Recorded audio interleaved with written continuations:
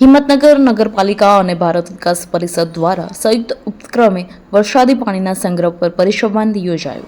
અમદાવાદની ટ્રીવોલ્ક એનજીઓના સંસ્થાપક, urban planar અને architecture Shri લોકેન્દ્રભાઈ બાલાશરિયા દ્વારા વરસાદી પાણી વડે હયાત બોર રિચાર્જ કરવા અને સાથે સાથે ઘરે વપરાશાલ પાણીના સંગ્રહથી પીવાનું પાણી સરળ રીતે આખા વર્ષ દરમિયાન ચાલે તેટલું કેવી રીતે એકઠું થઈ શકે એ વિશે સમજ આપવામાં આવી હતી.